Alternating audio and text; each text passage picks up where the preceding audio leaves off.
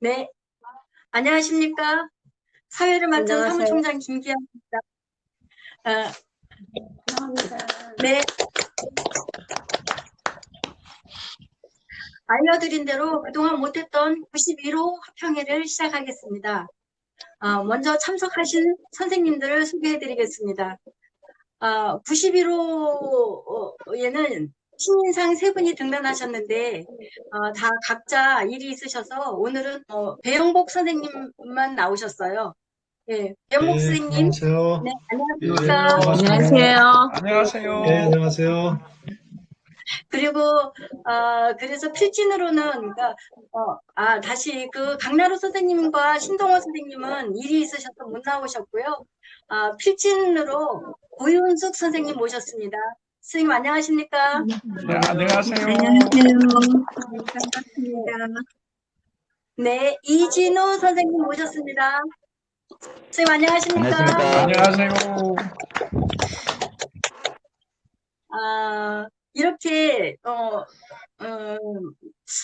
들어오시기로 하신 분들이 김영란 선생님은 조금 있다가 들어오시게 되면 들어오신다고 했고요. 그리고 화제의 신간 임철호 선생님 모셨습니다. 선생님 안녕하십니까? 안녕하세요.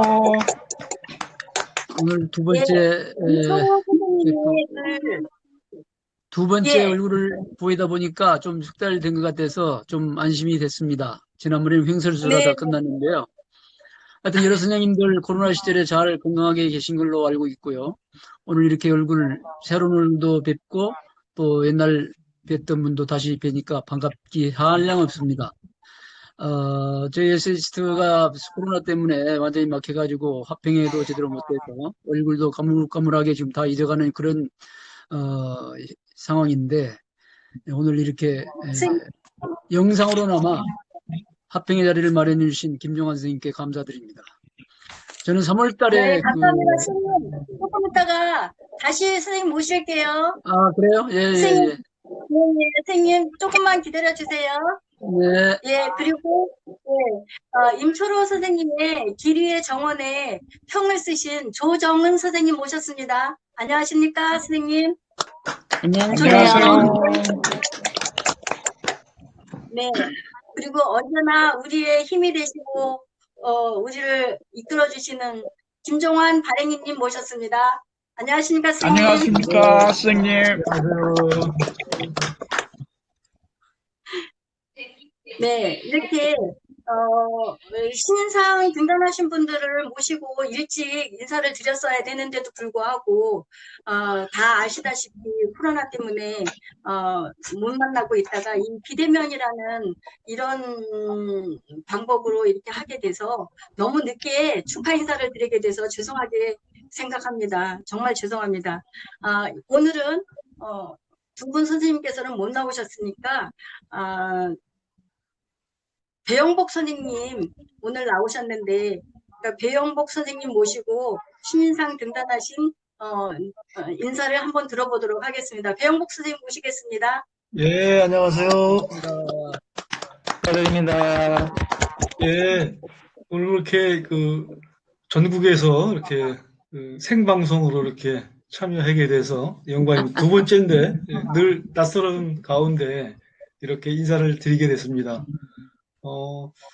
제가 이제 등단하게 된 계기가 되는 것은 저도 직장 생활 한 30년 이상을 했고 제2의 인생을 어떻게 살까 이제 고민하다가 이제 강사 생활로 이렇게 이제 또 코치로 이렇게 이제 새롭게 이제 제2의 인생을 살고 있는데요. 책을 보다 보니까 이제 글을 쓰고 싶었는데 사실은 이제 자서전 그냥 일반적으로 생각하는 자서전을 쓰려고 했던 것이 계기가 되었습니다.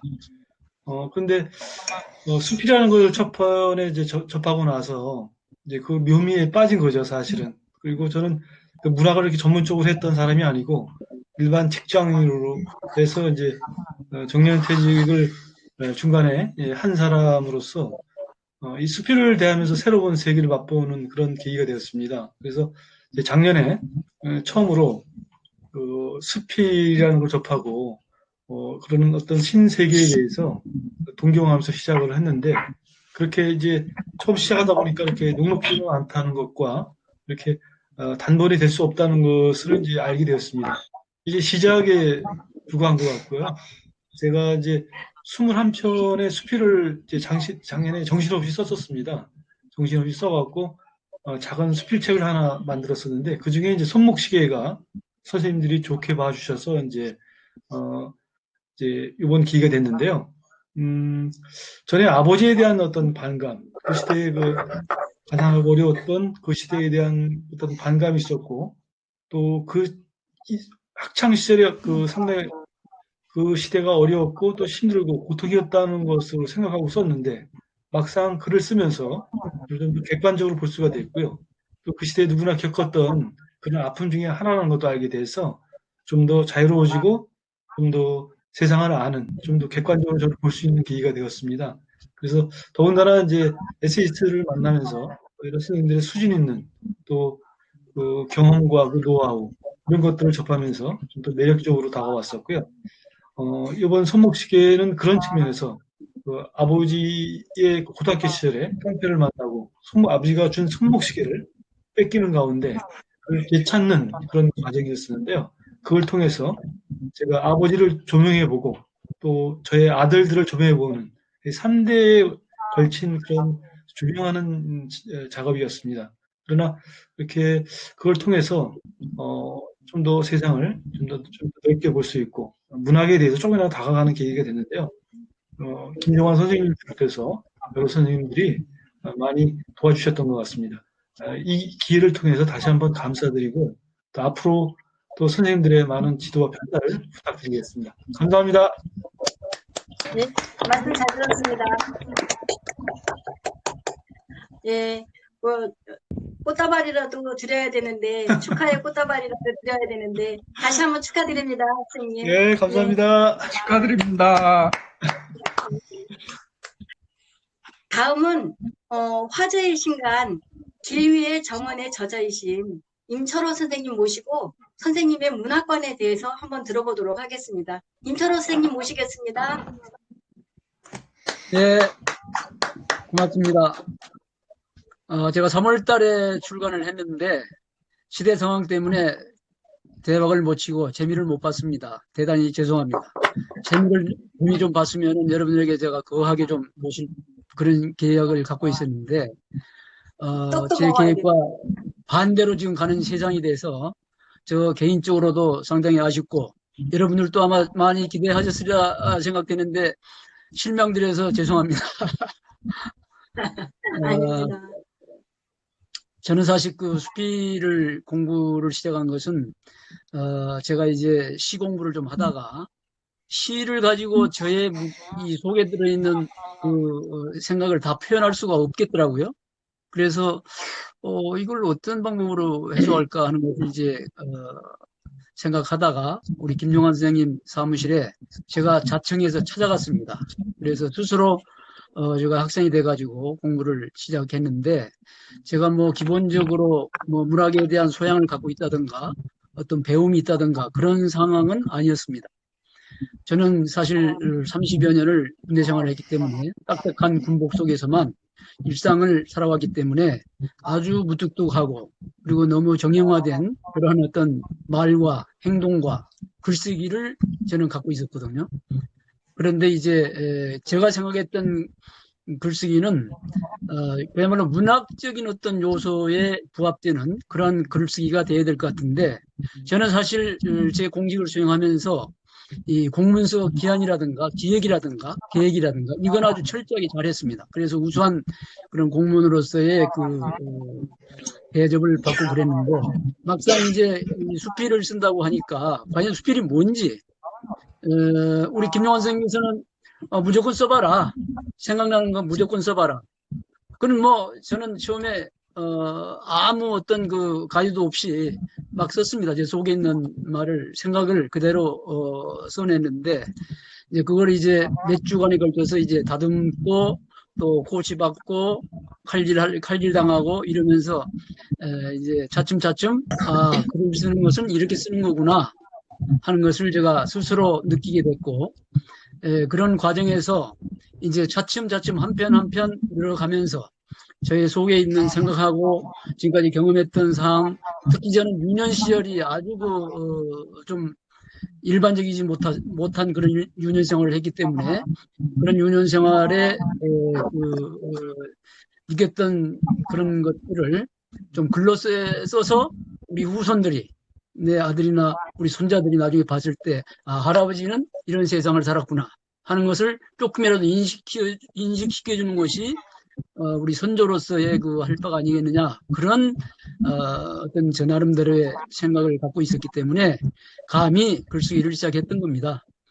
그래서 뭐 제가 글이 뭐 좋은 것도 아니고 어떤 문학성을 다분히 갖고 있는 것도 아니기 때문에 사실은 창피하고 좀 부끄럽습니다.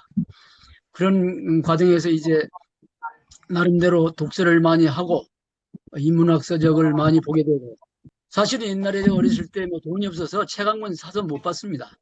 제가 군대 생활을 하면서 이제 나름대로 제 스스로 공부를 했고 나름대로 제 어떤 철학적인 생각이라든가 인생관 이런 것을 제가 확립해 왔던 것이지 제가 뭐 많은 책을 읽어서 머릿속이 풍부하다든가 뭐 그러지 못합니다. 사실은 빈약한데 이제 그래서 요즘에 제가 열심히 독서를 하는 것도 옛날에 그런 어떤 회한이 있기 때문에 그 어떤 그 보상 심리가 작용해가지고 제가 요즘 책을 많이 읽고 있습니다. 특히 이 코로나 시절 맞이해서 나가는 것도 많이 억지를 당하기 때문에 공부를 많이 하고 있습니다. 저는 개인적으로 아주 절호의 그런 찬스로 생각하고 책을 많이 섭렵을 하고 있습니다.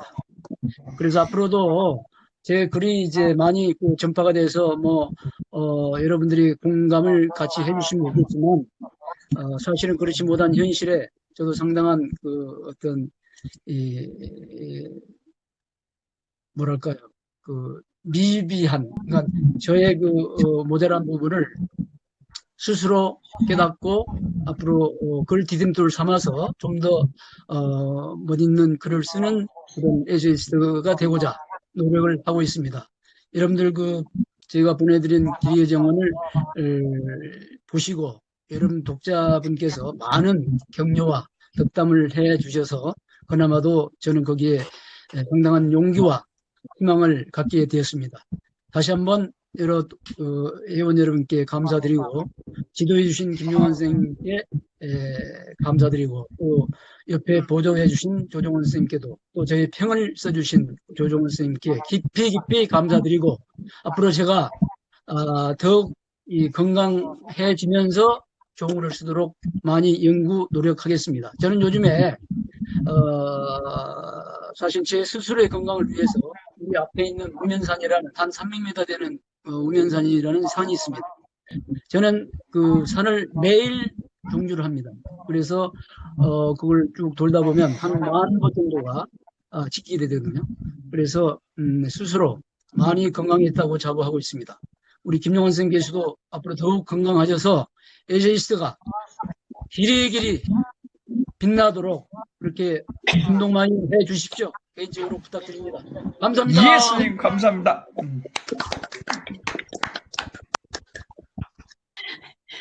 아주 말씀 잘 들었습니다. 너무 길었죠? 예행 연습이 확실히 필요하긴 필요합니다. 기계도 이렇게 이거 활용하시는 것도 너무 완벽하신데요. 예. 네. 그리고 이제 항상 그 따뜻함 속에서도 날카롭고 아주 글을 잘 분석하시는 그런 조정원 선생님께서 임철호 선생님의 길 위의 정원에 그러니까 평론을 쓰셨어요. 그 조정원 선생님 말씀 들어보도록 하겠습니다. 네, 조정원 선생님 모시겠습니다. 안녕하세요. 조정은입니다. 오늘 막 칭찬을 오랜만에 많이 들으니까 떨려요. 지금 임철호 선생님 말씀을 들으면서 길 위의 정원이라는 표제, 책 제목이 새롭게 다가와요. 제가 지금 시골로 내려온 지가 한 2달 됐는데, 내려오는 과정에서 가장 크게 생각한 게, 그리움을 잃은 건 아닌가, 우리 도시인들이, 현대인들이. 나한테는 그리움의 충전이 필요하다. 그래서 돌아왔거든요. 시골로. 근데 기루의 정원을 오늘 다시 생각하게 돼요. 어쩌면 얼마 되지도 않았는데도 돌아보면 발자국마다 꽃이 핀 것 같아요. 우리 삶이 사실은 기루의 정원을 걸어가는 게 아닌가 하는 생각이 드네요. 저는 개인적으로 임철호 선생님과 함께한 시간이 굉장히 큰 영광으로 생각하는데요. 선생님 육성으로 직접 듣게 된 그의 개인사가 실은 우리의 주류 역사가 소외시킨, 어쩌면 의도적으로 누락시킨, 또는 우리 모두가 외면을 조작당했는지도 모를 진짜 사람의 역사라는 것을 알게 된 까닭입니다. 따라서 편집자로 오랫동안 일해온 저로선 SST 15년사의 중요한 책 5권 뽑으라면 그중 하나는 분명 임철호 선생님 기루의 정원일 것입니다. 편집자로서 큰 보람이기도 하고, 아마 선생님은 우리 현대사의 비극을 전 존재로 관통해서 살아내신 분인데요. 거창하게 역사의 주역이랄 수는 없겠지만 그분을 통해서 저는 역사엔 엑스트라가 없다고 생각을 고치게 되었습니다. 그는 3살에 부모 상실이란 엄청난 사건을 겪지만 그가 부모 상실을 인지하기 시작한 것은 초등학교 들어가 통신표에 적힌 조실부모란 4글자에 의해서인데요. 인지하기 전이든 후이든 그 개인이 사회적 질서 안에 편입되는 과정은 각별합니다. 이 소녀는 어른들의 말을 너무 잘 들어요. 어른이 시키는 일을 거부할 줄을 몰라요. 그것을 잠깐 이렇게 비슷합니다. 나는 할아버지 할머니 말을 고분고분 잘 들었다. 그래서인지 심부름이나 마루 청소 등 소소한 허브의 일은 다 내 차지였다. 그가 살아오는 동안의 결핍과 고통의 문제는 지극히 사소한 개인사지만 그 결핍과 고통의 근간은 결국 우리 근대 정치사의 엄청난 격동기에 일어난 무자비한 사건에서 비롯됐습니다. 1948년 10월 19일 여순 사건인데요.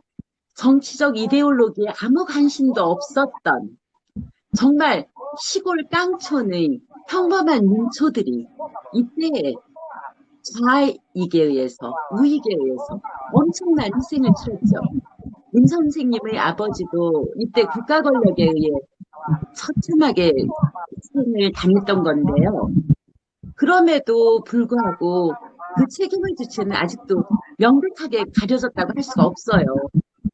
누구도 그에게 사죄하는 이가 없었을 뿐 아니라 그 사건의 피해자들이나 목격자들에게 우리 사회는 억압적으로 침묵을 강요해왔고 현재도 일정 부분 기억의 탁월이 진행된다고 볼 수 있죠.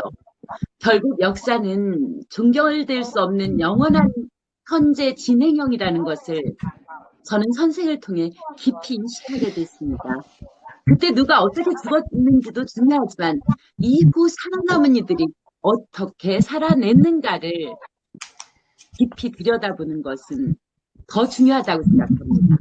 반성 없는 역사는 퇴보이기 때문이죠. 저는 벽월간 SST 15년사의 중요한 성과가 임철호 선생님을 비롯해 안 교수, 임종환 선생님, 또 애호계라는 수필집을 상제하고 돌아가신 오정욱 선생님을 통해서 일제강점기의 국민 개개인의 생활상과 해방 이후 전국에서 개인들의 상처와 고통을 좀 더 생생하게 들여다볼 수 있었다는 것. 또 고태현 선생님의 연재로 제주 4.3의 구체적 사례들을 좌우의 편향됨 없이 민중의 입장에서 조망해 볼 수 있었다는 것. 그리고 홍성담 화백과 권은민, 김영란 선생의 연재를 통해서 지금 이 순간 우리를 관통해 가고 있는 역사 현실에 새로운 눈을 뜰 수 있었다는 것을 꼽겠습니다. 임철호 선생님은 유독 소년처럼 순수하고 해맑으신 인생을 갖고 계신데요. 이분이 수업에 작품을 가져와서 읽다가 갑자기 멈추는 일이 자주 있었어요. 눈을 들어보면 선생은 그 크고 맑은 정말 사슴 같은 눈에 가득 눈물을 머금은 채로 허공을 응시하고 계셨습니다. 그럴 때마다 제가 이어서 읽어야 했는데요. 저도 곧 목이 메고 심장이 묵지근해졌지요. 우리는 같이 아팠고 같이 외로웠고 같이 슬펐습니다. 아마 수업에 함께했던 모든 분들이 다 그랬을 겁니다. 그러면서 우리는 문학의 연대, 감정의 공동체로 발전해갔고 임철호 선생님은 시간이 지날수록 차분히 객관적 거리를 확보하면서 한으로 새겨진 풍요롭고 정말로 아름다운 서정을 남다른 문체로 형상화해냈던 거지요. 그때 우리는 개인의 서사가 우리의 구체적 역사라는 것을 다 같이 실감하면서 선생과 함께 우리의 역사 속으로 걸어 들어가 우리가 잃어버린 역사의 시간을 생생하게 다시 살아낼 수 있었습니다. 김정환 교수님은 수필은 명사로 접근해서는 안 된다. 수필하다라는 동사로 접근하여 자기 일상의 삶 속에 새겨가야 한다고 늘 말씀하셨습니다. 임 선생님과 함께한 수업처럼 우리는 텍스트에 의해 새롭게 눈을 뜨거나 공감하고 연대하면서 감정의 공동체로 발전해 함께 아프고 함께 외롭고 함께 슬플 수 있었던 것. 이게 수필이라는 장르가 갖는 특별한 집단 치유의 효과 내지는 집단 지성의 진화일 겁니다. 저는 아직도 6월이 따가운 땡볕 아래서 땀을 뻘뻘 흘리면서 이삭을 줍는 그 어린 소년의 새근새근한 숨소리를 생생하게 느낄 수 있습니다. 할머니를 기쁘게 해드리고 싶어서 아금박스럽게 이삭을 주었다는 소년의 그 선량한 본성과 그가 감당할 수 없었던 외로움과 아픔을 그의 수필을 통해 우리 국자 개개인이 다시 새겨보는 것만으로도 그러한 비극적 역사는 다시 반복될 수 없을 것입니다. 우리의 눈뜸이 역사를 감시하고 발전시키는 동력이 될 것입니다. 이 자리를 빌어 임철호 선생님께 깊이 감사하고요. 에세이스트라는 문학 공동체에 함께해 주시는 모든 분들께 감사합니다. 네, 감사합니다. 네. 감사히 말씀 잘 들었습니다. 근데 조정원 선생님이 잠깐 안 보이셨었는데, 그 문자가 떴길래 내사 뒀더니 그 문자 때문이에요? 그런가 보군요. 네. 문자가 계속 뜨더라고요. 예. 아유, 말씀 잘 들었습니다. 그래서, 이렇게, 평까지 들어보니까 또 글에 대한 생각을 다시 한번 더 하게 되겠습니다. 그리고, 아주 의미 있는 책이라고 전 생각해요. 기르의 정원. 예. 저도 책을 읽으면서, 그 선생님의 아픔을 많이 또 생각하게 되더라고요. 저희들도 뭐 그런 과정을 많이 겪었으니까, 또 생각을 많이 하게 되고, 시대적인 거를 생각을 많이 하게 되더라고요. 임철호 선생님, 다시 한번 축하드립니다. 네, 감사합니다. 예. 조정 선생님 말씀 잘 들었습니다. 그래서 이제 다음으로는 필진을 모시고 또 말씀을 들어보는 순서인데요. 오늘 고윤숙 선생님 나오셨죠? 잡초밭을 쓰신 고윤숙 선생님 모시고 말씀 들어보도록 하겠습니다. 선생님 뭐 소개도 좀 해주시고 근황도 말씀해 주시고 글에 대한 말씀도 해주시고 말씀해 주십시오. 이렇게 말씀드려야 되는지 모르고 그냥 참여만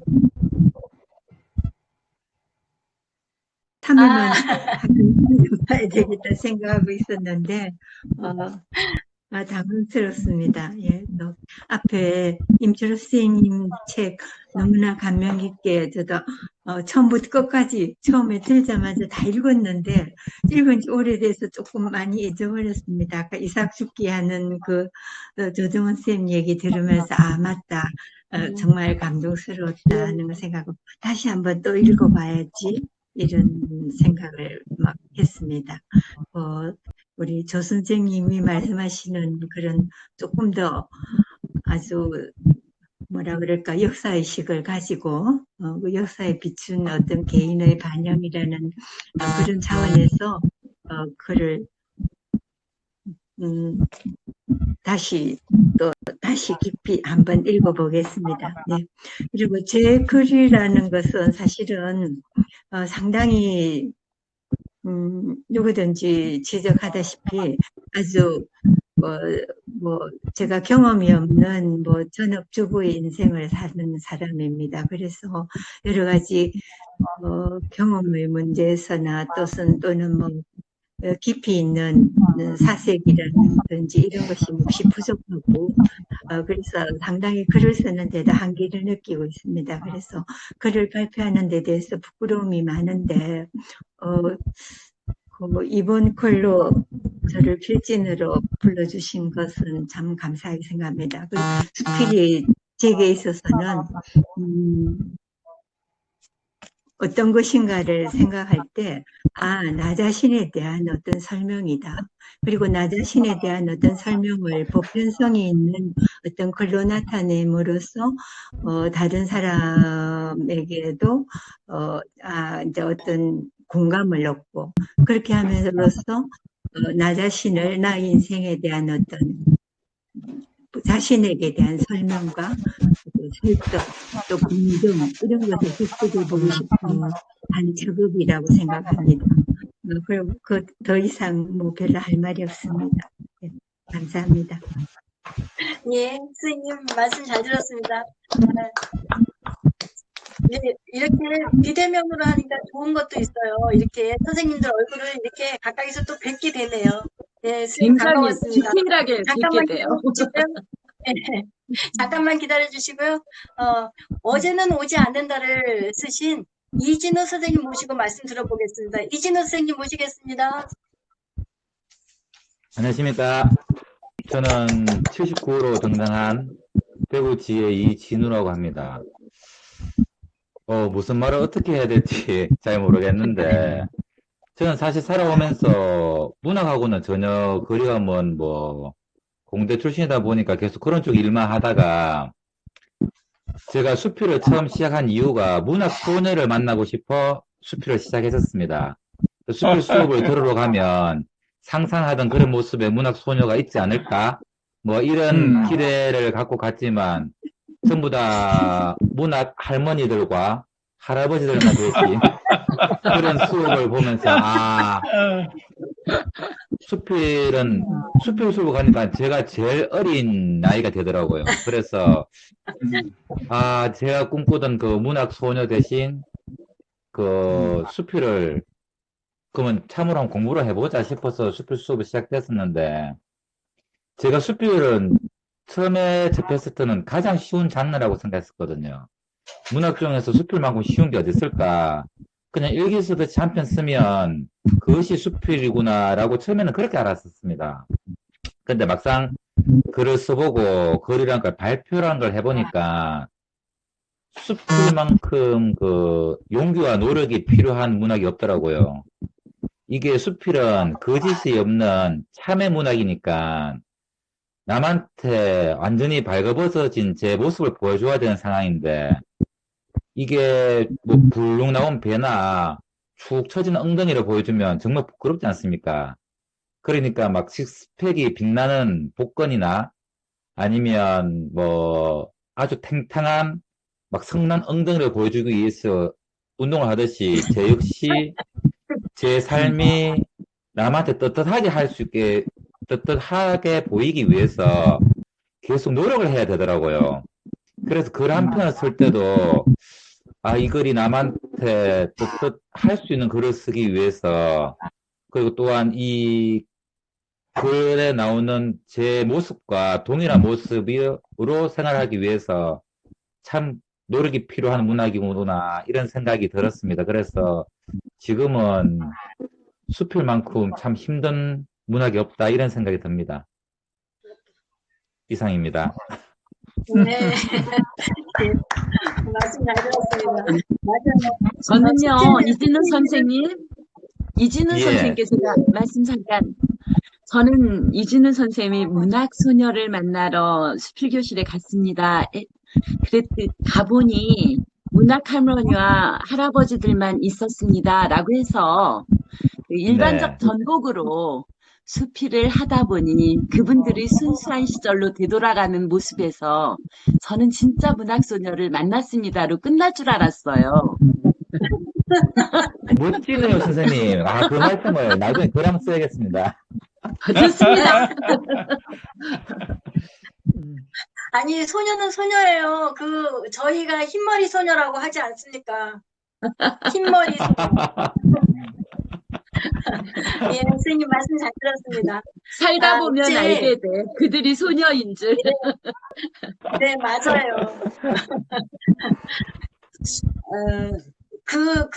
윤향기 선생님인가? 그분이 나오셔갖고 말씀하시더라고요. 너는 늙어봤냐? 나는 젊어봤다. 그러시더라고요. 그러니까 나이가 지나면 그런 아까 말씀하신 것처럼 그렇게 알게 되는 것 같아요. 네. 그래서 이제는 다음 순서로 이번 92호 특집 작가이신 김덕남 선생님 모시고 대담은 김종환 선생님께서 해주시고 혹시 여기 오늘 나오신 분들께서도 궁금하신 거 있으면 같이 여쭤봐 주셔도 좋고 또 김덕남 선생님께 뭐 개인적인 질문도 뭐 이 시간을 통해서 하셔도 좋겠습니다. 김종환 선생님과 김덕남 선생님 모시겠습니다.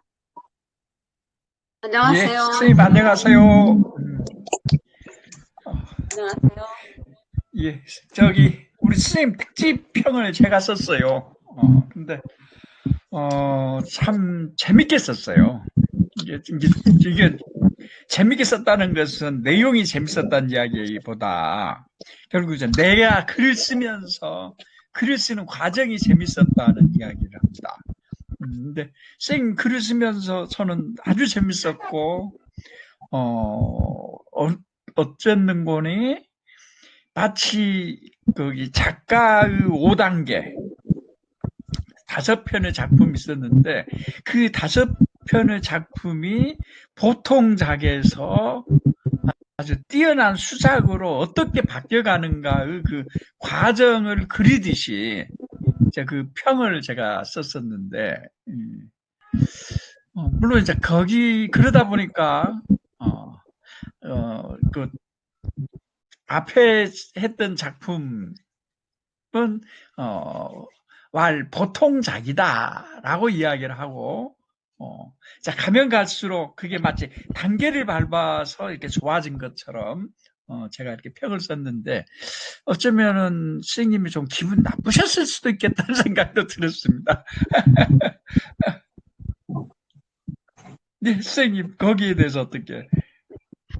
제가 6년 전에 에세이스트 신인상을 받고 등단했을 때 우리 김종환 대표님께서 제 글을 평해 주셨어요. 그때 김덕남 글은 꾸밈이 없는, 미사유가 없는 아주 직설적인 글이다라는 그 평가를 해주셨을 때 공감을 했거든요. 그래, 저는 정말 이렇게 아름답게 꾸미려는 그런 힘이 없어요. 제 성격도 그렇고. 그래서 이번에 특집 작가를 해보다 하실 때 굉장히 반가우면서도 놀랐거든요. 근데 그때 합평회 때 제가 미국에 갔던 그 두 딸아이가 미국에 있거든요. 그때 생활과 그 갈등을 적은 글을 굉장히 칭찬을 해주셨어요. 한번 해보자 그랬는데 사실 지금 5편의 작품이 여러분들께서는 뭐 기억을 하실지 모르지만 공교롭게도 어떻게 그런 그 순차적인 진전의 그런 단계적인 글이었나가 사실 저는 우아스러워요. 그 제의를 받고 한 달 사이에 물론 이제 기존에 조금 이렇게 밑그림을 그려놨던 글도 있지만 칭찬을 받았던 그 글과 5편을 쓰는데 그때 만들어낸 그 글이거든요. 똑같은 사람이 글을 써서 냈는데 보통작과 아주 열등작과 그 다음에 아주 우수한 작가 있나 하는 그런 생각도 하고 제 얼굴이 없어지나요? 그런데 아닙니다. 네, 5편의 작품이 우리 남편 그리고 아내라는 작품이 있어요. 다시 예, 예. 태어난 지금 현재 남편과 다시 살겠냐 하는 네, 토크쇼를 주제로 한 내용. 거기에서는 타자의 얘기들을 그냥 예바로 들었지만 그게 제 속마음이었거든요. 그런데 남편은 눈치를 안 볼 수가 없죠. 근데 남편도 인간이라면 가보지 않은 길을 다 동경하는 거다라는 말을 한번 해준 적이 있어요. 그래서 아 당신 생각도 역시 그렇구나 하고 유력하라는 말을 썼거든요. 사실은 그런 글 없음의 흔적이라는 것은 제가 그 시 작은 어머니 그 이야기입니다. 실혼 그 3년 차에 남편이 북으로 가시고 징병이죠. 가시고 90객이 될 때까지 수절하면서 그 파란곡절한 그 생을 사신 여자로서의 같은 그 애달픈 생을 보면서 한편의 흙으로 되돌아갈 때 너무 이 세상의 삶이 허망하구나라는 그런 애절한 마음을 굉장히 그 뭐라 그럴까요? 주제가 넓죠. 그걸 썼었고 또 세 번째는 그 마켓도라는 별명을 가진 지적, 신체적인 장애가 있는 여인의 삶. 제가 시골에 그 면단위 학교 근무했을 때 그 여인이 시장터에 나타나는 걸 자주 보고 그 어린 딸과 구걸을 하면서 살아가는데 저희 학교에 있던 그 김주사라는 사람이 하룻밤 그 여자를 취했어요. 그때 그 마켓 여인이 그 남자의 정을 못 잊어서 학교를 배회할 때 아, 저런 사람도 그 사랑이라는 본질적인 것을 하는구나.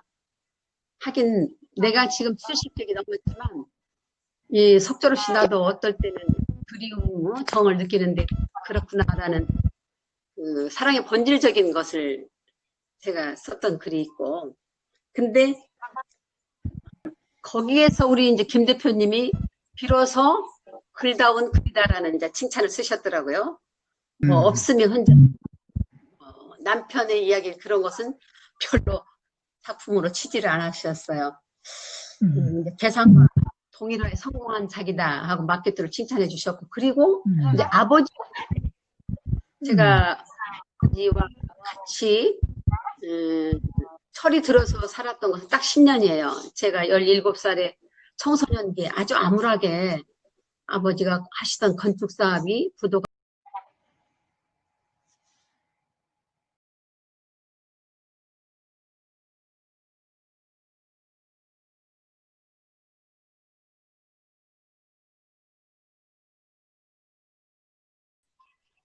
참 꿀하네요.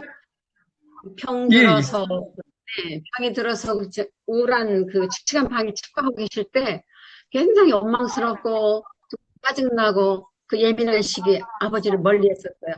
그런 것이 수십 년 잊혀진 아버지에 대한 그 생각이 그 고복수 씨가 노래한 짝사랑이라는 노래 의학세 슬피운 그 노래를 집에서 듣고 불현듯 아버지가 그립고 제가 아버지를 멀리했고 불효했던 그런 상황들이 너무 참회스럽고 막 뜨거운 눈물이 나는 거예요. 그래서 정말 몇십 년 잊었던 아버지를 처음 그 제사 날에 가서 사진을 보면서 통곡을 하다시피 그리고 그런 이야기들을 대표님께서는 이제 타자를 바라보는 눈이 생겼구나 김덕남이 그러면서 극찬을 해주셨어요. 이제 스스로를 무너뜨림으로써 아버지와 화해를 했다는 그런 치유적인 글이었고, 마지막에 제가 이번 문제작을 합시다라고 그 칭찬을 받았던 글이 지나고 나야 알게 되더라. 이제 샌프란시스코에 가 있던 우리 막내딸과 동행하면서 생활을 하면서 또 뉴욕에 있는 큰딸네 집을 그 중에 여행 기간 중에 겪었던 그런 생활과 그래서 애정 어린 갈등 그걸 느끼면서 굉장히 가까운 내 딸이 내 마음에 상처를 이렇게 주는구나라는 그런 생각에 어머니, 친정어머니를 모시고 있었던 짧은 기간 내가 어머니에게 너무 이렇게 불손했던 그런 상황과 이렇게 맞닥뜨려지면서 나를 되돌아보고 어머니를 그리워하는 그런 대목이었어요. 이제 새로운 발견이었죠. 그러한 것들을 이제 우리 대표님이 제대로 된 이제 글의 성숙도를 얘기해 주셨는데 저는 놀란 게 이 평설에서 어쩌면 저를 그렇게 정확히 파악을 하고 계셨나. 김덕남이는 헛똑똑이다. 합리론자다. 안 되는 것 없이 완하게 잘 구슬려가면서 직원들도 영화를 잘했을 것이다. 원칙주의자면서도 변형을 부리는 합리주의자다. 그런 말씀을 하셨거든요. 덮기가 없다. 근데 합리주의론자의 글은 뭐 일반적인 글이겠죠.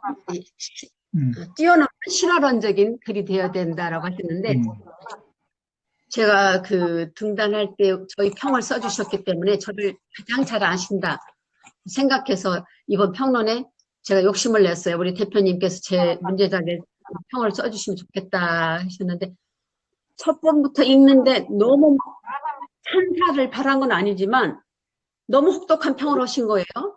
그래서 좀 사실 기분이 언짢았었어요. 그런데 읽고 읽어가니까 정말 평 하나를 실어도 평다운 평을 실어주셨다.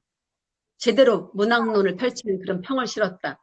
그러고 싶으셨다라는 말씀에 굉장히 신뢰가 갔고 문제 작가가 뭔가요? 뭐 주목할 만한 그런 실험적인 그걸 인정해 주셨다는 데에 대해서 제가 힘이 났고요. 마지막에 김덕남이는 내가 확인했던 것이 작가적인 역량이 충분하다. 이게 얼마나 극찬인가요? 저는 네. 그러면 선생님, 거기 마지막 제가 쌤한테 우리 특집합시다 했던 지나고 나야 알게 되더라라는 작품, 그러니까 선생님 그 미국 갔다 오신 이야기, 거기서 지나고 나야 알게 되더라. 뭘 알아? 뭘 알게 되더라? 내가 겪었던 그 딸과의 애정 관계가 그 섭섭한 마음이 제가 어머니한테 똑같이 했거든요. 그런 줄을 몰랐어요. 엄마 마음이 어떤 그 섭섭함, 딸한테 느꼈던 섭섭함이 그때 이런 심정이었을까라는 걸 그때 불현듯 그때 정말 1년 동안 한 번도 느껴보지 못한 그런 감정. 미국에 다녀와서 내가 사랑하는 두 딸이 물론 엄마를 위해서 최선을 다하고 있는데 너무 엄마를 편하게 대하면서 사사건건 엄마를 고치려고 하는 이게 나는 똑똑한 엄마였고 너희들은 어린이 않았는데 이게 뒤바뀌었어요. 역전이 됐단 말이에요. 그럴 때 느끼는 상처가 굉장히 컸어요. 저는. 근데 우리 친구가 그러더라고요. 야 그게 무슨 문제야. 너도 똑같이 편하게 그냥 딸을 그렇게 대하지. 그런데 제 성격인 것 같아요. 그런 말을 못해요. 서운하다 뭐 이런 거. 그거를 엄마한테 했던 거 친정 엄마한테 했던 그런 감정을 그때서 느끼고 많이 울었어요. 엄마가 그때 이런 심정이었겠구나. 이제 지나고 보니까 알겠다. 너희들도 지나고 나면 내 마음을 알겠다. 그런 뜻이었죠.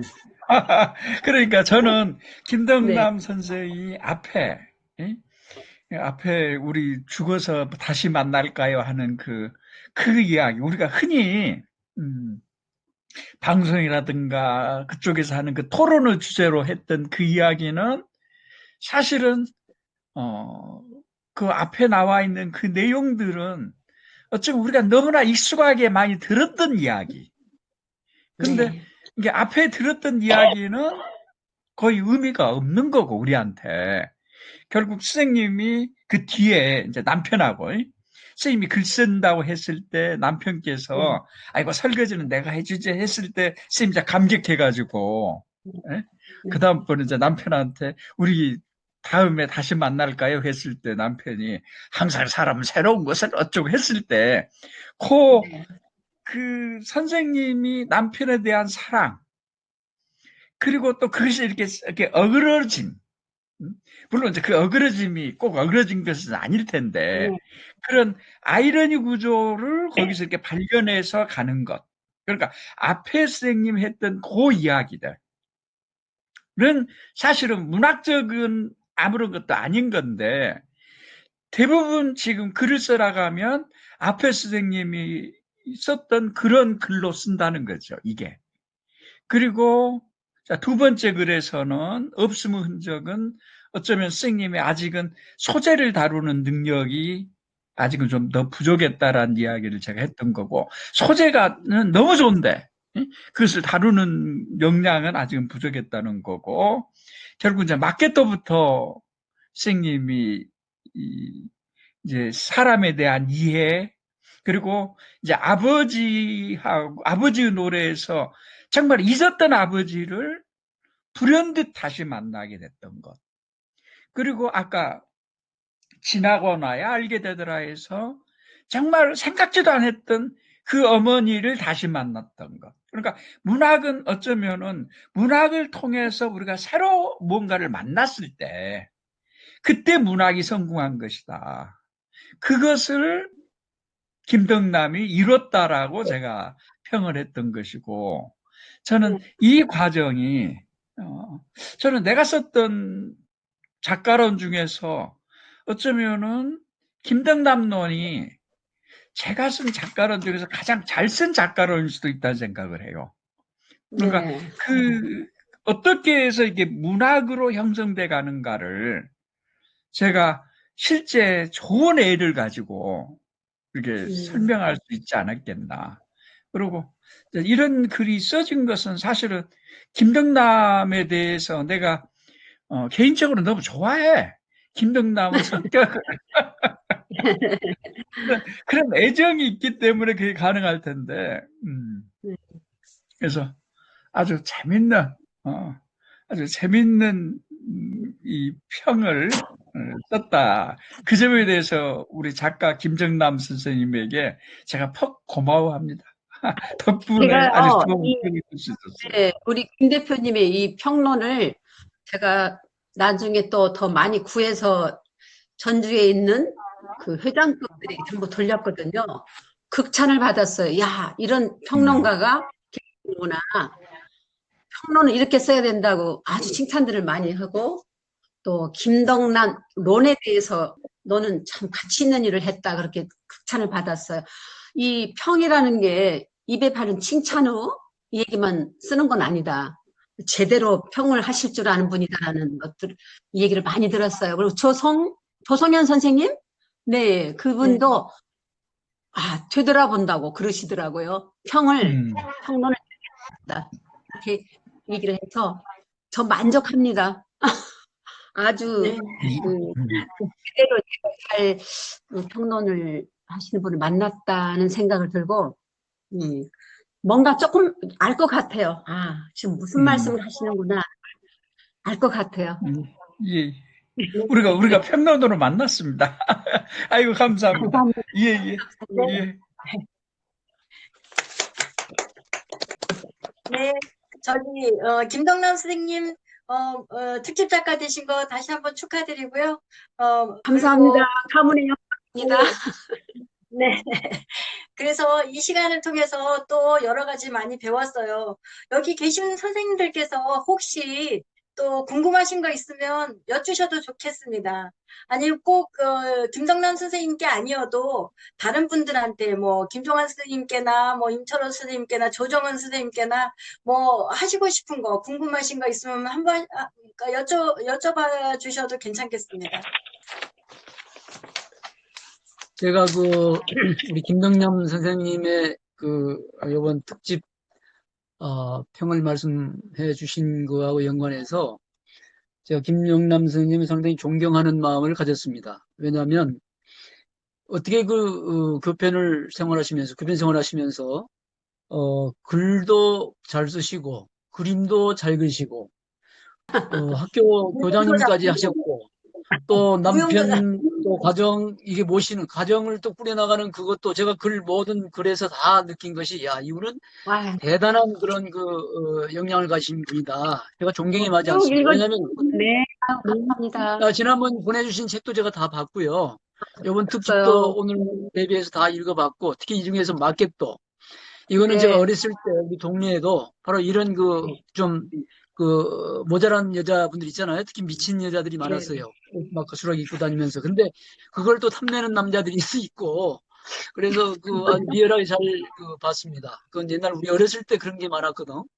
그래서 네. 아주 잘 캐치를 해주셨고, 그리고 여러 가지 지금 제가 언급했던 여러 부분에 대해서 다 특출한 그런 능력을 발휘해 주신 그런 폭넓은 능력을 가지신 분이구나. 제가 존경에 마지 않습니다. 이 자리를 빌어서 감사합니다.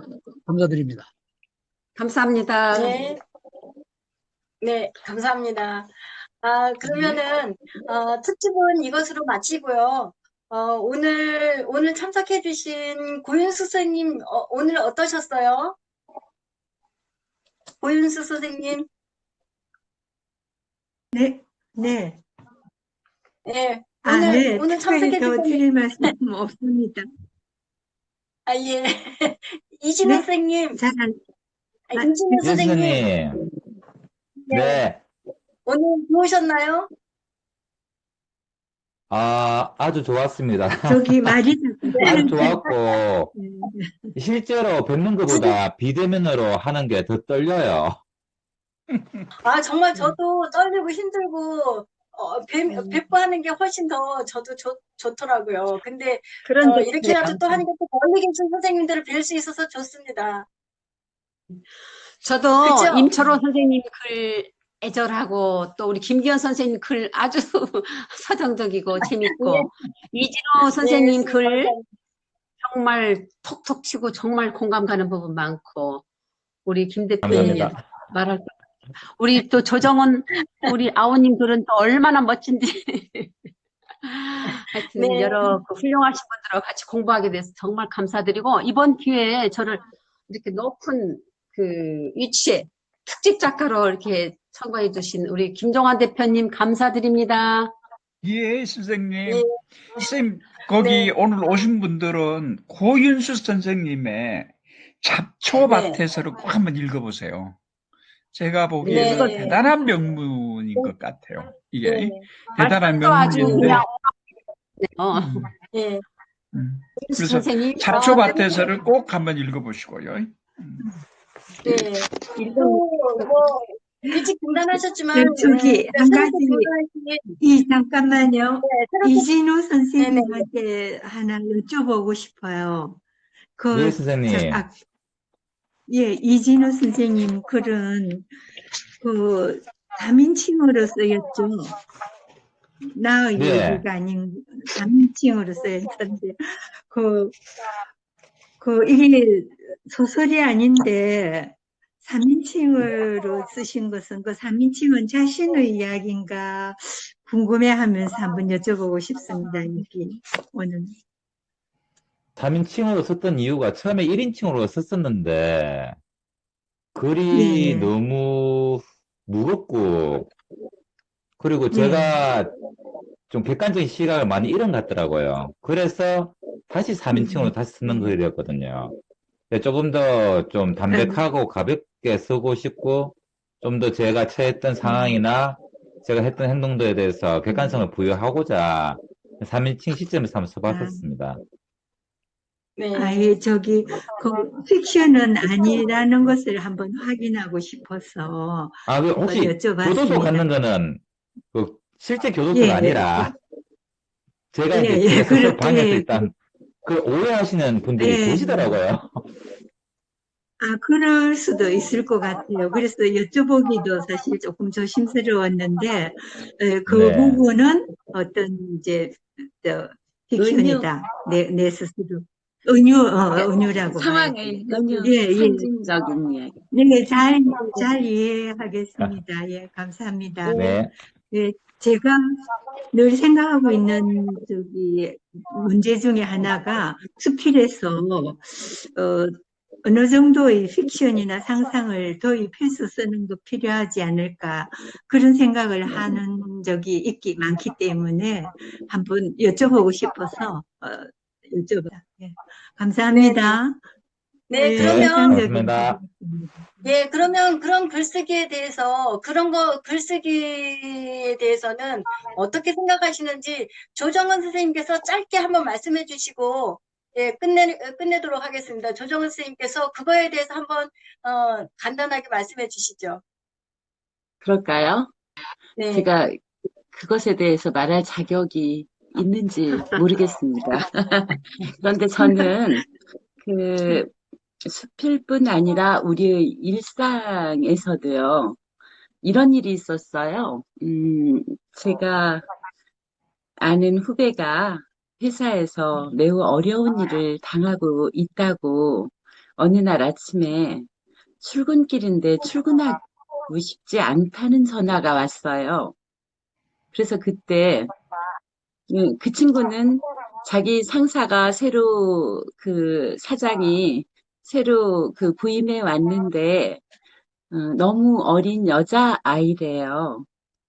그런데 자기는 사회 경험이 지금 정도면 한 50대니까 풍부한데 20대 후반의 여자 사장이 아무것도 모르면서 너무 과하게 급진적이다 이런 얘기를 해서 그때 제가 그 친구한테 느닷없이 이렇게 제언을 했어요.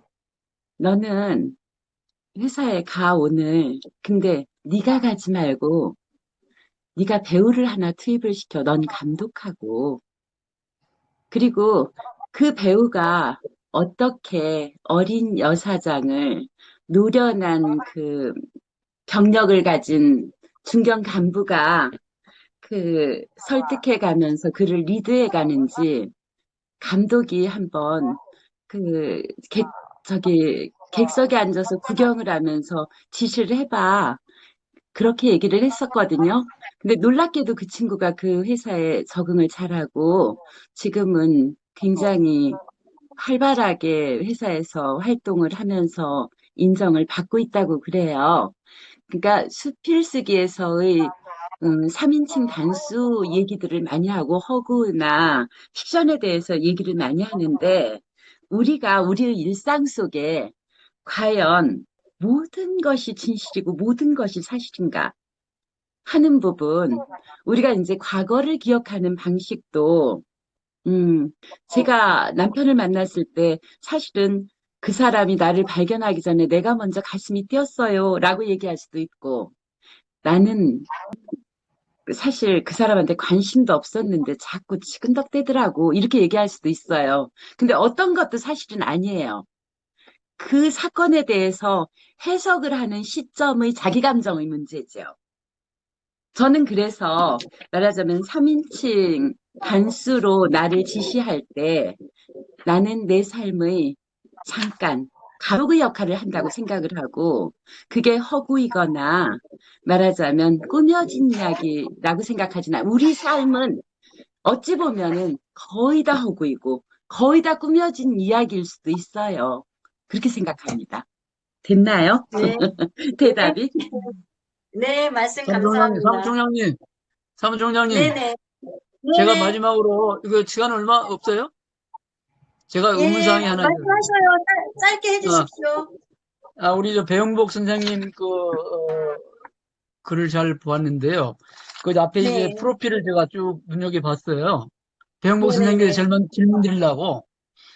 여기 보면 셀프 리더십 마스터 코치, 뭐 이런 말이 나오는데요. 지금 하고 계신 일 중에. 이게 요즘으로 말하면 어떤 일인지 좀 설명을 좀 해주실 수 있나 모르겠네.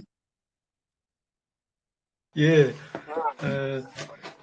제가 제2의 인생을 어떻게 살까, 꿈을 갖고 이제 도전했던 것이 이제 그 강사고 코치였었는데, 그 셀프 리더십이라고 강남에서 이제 3개월 과정 또는 6개월 과정으로 시간 관리, 목표 관리, 지식 관리, 아, 이렇게 이제 그 다양하게 자기를 그 지적 자산도 만들고 생활의 어떤 그 패턴을 바꾸면서 변혁해 가는 프로그램이 있습니다.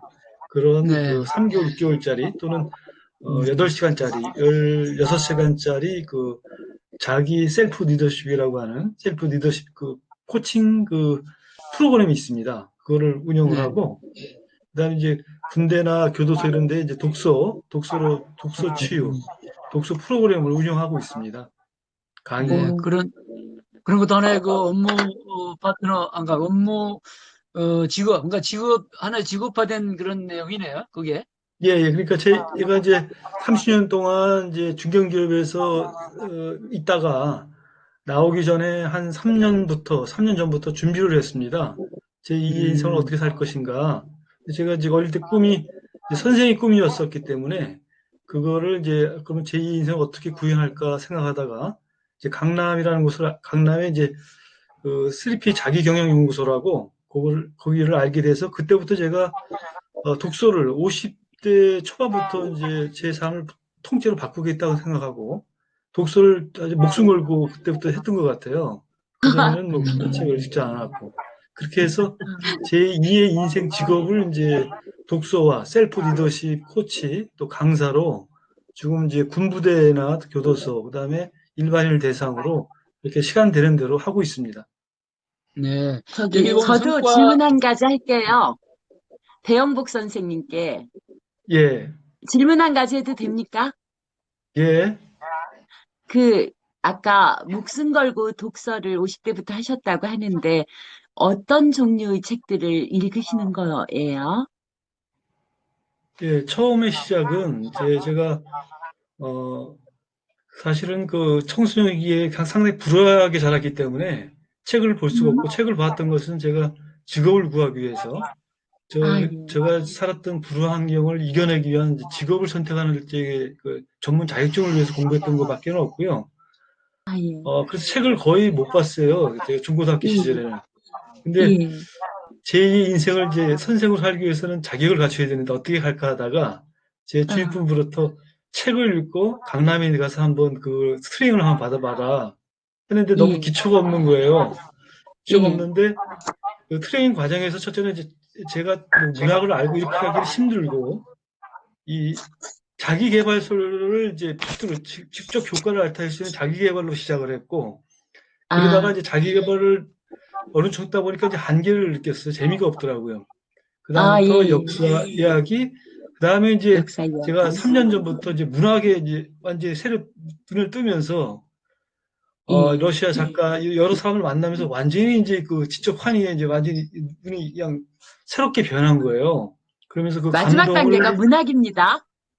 예, 예, 예. 그래서 제가 50대 이렇게 제 인생을 바꿀 수 있었다는 것, 그리고 문학을 만나고 또 책을 만나서 이 행복한 나름대로의 가치 있는 노년을 맞출 수 있다는 것에 그리고 끝에 마지막 글쓰기라고 하는 정점을 만났다는 것 그게 저의 삶의 인생의 시작이라는 것이 상당히 행복한 그런 순간이고 또 에세이스트를 만나서 지금 선생님들하고의 그 어떤 이제 좀 차원 있고 이제 그 내용이 깊이 있는 진주를 만났다는 것이 또 하나의 기쁨인 것 같습니다. 잘 들었습니다. 네, 감사합니다. 감사합니다. 네, 네, 이제 끝으로 김종환 선생님의 총평을 들으면서 91호 화평회를 마치도록 하겠습니다. 김종환 선생님 모시겠습니다. 예, 오늘 수가 대폭으로 빠졌지만은 참 화목하게 잘한 것 같아요. 애행 연습을 한번 하고 나니까 훨씬 낫구만.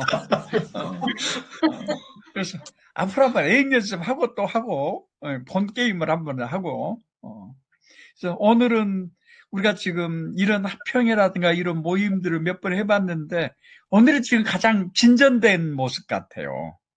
그래서 선생님들이 기꺼이 이렇게 참여해 주신 것에 대해서 너무 감사하게 생각합니다. 자, 더 발전된 수고하셨습니다. 모습으로 만나기로 하죠. 자, 감사합니다. 네, 감사합니다. 감사합니다. 수고하셨습니다. 네, 감사합니다. 이 시간 동안 수고하셨습니다. 감사합니다.